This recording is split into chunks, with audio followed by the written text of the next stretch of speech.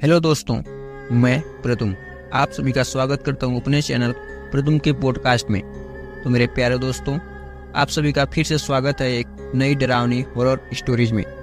मेरे दोस्तों, आप सब अपने जीवन में बहुत सारी ऐसी डरावनी हॉरर स्टोरी सुनी होंगी, मगर मुझे पूरा विश्वास है अगर आप इस कहानी को पूरा सुनते हैं तो आपको सच में डर का एहसास होने लगेगा। तो चलिए आपका ज़्यादा समय न लेते हुए इस कहानी को शुरू करते हैं। वह शाम थी जब रजत और उसकी पत्नी स्वाति ने आखिरकार वह घर खरीदा जो पिछले कई महीनों से वह देख रहे थे। यह एक पुराना बंगला था। शहर के बाहरी इलाके में बड़ा बगीचा, ऊंची दीवारें और चारों ओर घना सन्नाटा। स्वाति को यह घर एकदम पसंद आया था, खासकर उसकी पुरानी शैली और अंदर की लकड़ी की सजावट। घर में कई कमरे थे, लेकिन सबसे दिलचस्प बात यह थी ऊपर की मंजिल पर स्थित एक बेडरूम जो हमेशा से बंद रहता था।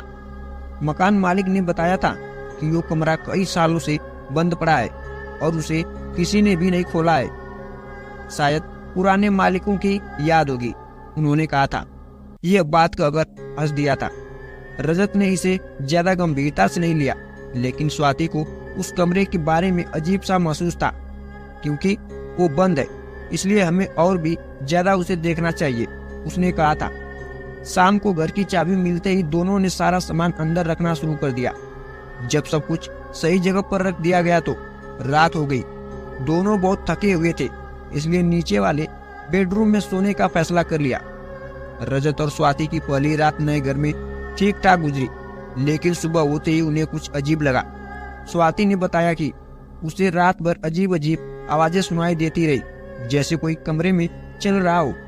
रजत ने इसे मजाक में ले लिया और कहा, शायद ये सब तुम्हारे मन का वहम होगा, चलो जाने दो। लेकिन अगले दिन रात को फिर वही हुआ। इस बार रजत को भी लगा कि कुछ गड़बड़ है। उसने घर के चारों ओर जांच की, लेकिन कुछ असामान्य मिला। एक बार फिर दोनों ने नीचे वाले कमरे में ही सोने का फैसला कर लिया। तीसरी रात स्वाति की नींद अचानक खुली। उसे ऐसा लगा जैसे कोई उसके पास खड़ा है। उसने धीरे से उठकर देखा, लेकिन कमरे में कोई नहीं था। तभी उसे ऊपर वाले बेडरूम का दरवाजा धीरे धीरे खुलने की आवाज सुनाई दी। वह बिस्तर से उठी और बाहर आई और रजत को जगाई। रजत, मैंने ऊपर कुछ सुना है। क्या? इतनी रात को क्या? रजत ने नींद में कहा। हाँ, ऊपर वाले कमरे में आवाज आई है। रजत को भी कुछ अजीब लगने लगा था। वह तुरंत उठकर स्वाति के साथ ऊपर गया।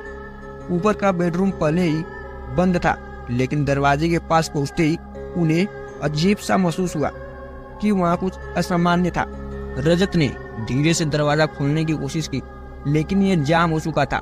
शायद इसे कई सालों से खोला नहीं गया था। उसने सोचा। तुम चाबी लाओ, स्वाति ने कहा। रजत चाबी लाने के लिए नीचे गया और कुछ ही देर बाद वो वापस आ गया। उसने दरवाजे में चाबी लगाई और दरवाजा धीरे धीरे खुल गया। अंदर का दृश्य देखकर स्वाति का दिल अब तेजी से धड़कने लगा था। उसे कहीं न कहीं डर का एहसास होने लगा था। कमरा पुरानी धूल से भरा हुआ था और चारों ओर पुराने फर्नीचर पड़े हुए थे।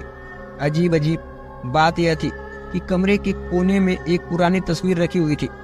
तस्वीर में एक औरत थी जिसका चेहरा धुंधला था।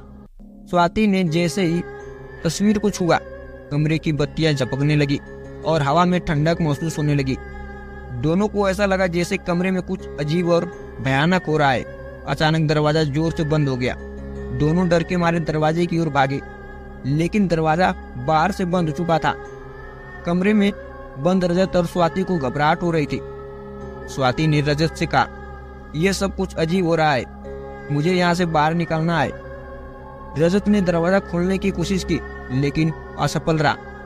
तभी उन्हें कमरे के एक कोने से हल्की हल्की आवाज सुनाई दी, जैसे कोई फुसफुसा रहा हो। दोनों ने उस दिशा में देखा जहाँ से आवाज आ रही थी। वहाँ कमरे के कोने में एक और दरवाजा था जो अब तक उनकी नजर में नहीं आया था। दरवाजा बंद था, लेकिन उसके पीछे से किसी की हल्की रोशनी दिखाई दे रही थी। यह क्या है? स्वाति ने घबराते हुए पूछा। पता नहीं, लेकिन हमें देखना चाहिए, रजत ने धीरे से कहा।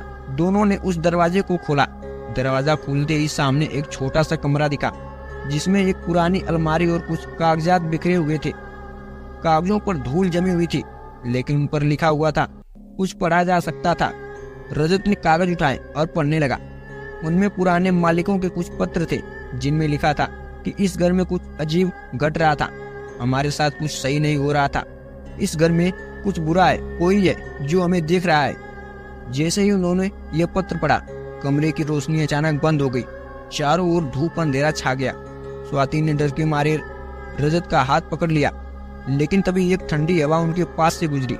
रजत ने अपनी टॉर्च निकाली और चारों ओर देखने लगा। कमरे की दीवार पर अजीब अजीब छायाएं चल रही थी और बीच में वही औरत की तस्वीर थी जो उन्हें पहले ही कमरे में मिली थी। अचानक स्वाति को ऐसा लगा जैसे कोई उसके पास आकर खड़ा हो गया हो। उसने मुड़कर देखा तो एक धुंधला साया उसके करीब था। वो कुछ कहना चाह रहा था, लेकिन उसकी आवाज नहीं निकल पा रही थी। रजत, रजत, वो देखो, स्वाति ने कांपते हुए कहा। रजत ने उसकी ओर देखा और उसकी आंखें भी चौड़ी हो गई। सामने एक महिला का धुंधला सा आकृति था, जिसके लंबे बाल थे और चेहरा छुपा हुआ था। वो धीरे धीरे उनकी ओर बढ़ रही थी।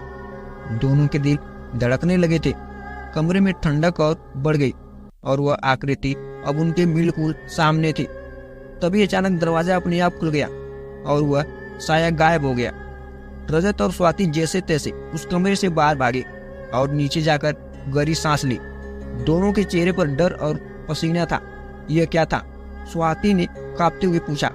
मुझे नहीं पता, लेकिन यह कुछ सही नहीं था, रजत ने गंभीरता से कहा। अगले दिन उन्होंने मकान मालिक से संपर्क किया और पूछा कि इस घर में ऐसा क्या हो रहा है, इस घर की क्या सच्चाई है। मकान मालिक ने थोड़ी हिचकिचाहट के साथ बताया कि कई साल पहले उस घर में एक महिला की रहस्यमय तरीके से मौत हो गई थी। उसके बाद से ही उस कमरे में अजीब घटनाएं होती रहती है, लेकिन तुमने हमें यह पहले क्यों नहीं बताया? रजत ने गुस्से भरी नजरों से पूछा। मैंने सोचा कि शायद ये सब अफवाहें है और इतने सालों से कुछ भी नहीं हुआ था, तो मैंने इसे जरूरी नहीं समझा। मकान मालिक ने सफाई दी। रजत और स्वाति ने उस घर में और रहने का विचार त्याग दिया। उन्होंने तुरंत मकान खाली कर दिया और शहर के भीतर एक नया घर खोजा। कुछ समय बाद उन्होंने सुना कि उस घर के नए मालिकों ने भी वहाँ अजीब घटनाओं का अनुभव किया था। अब उस घर को लोग भूतिया बेडरूम के नाम से जानते थे और कोई भी उस कमरे के पास नहीं जाता था।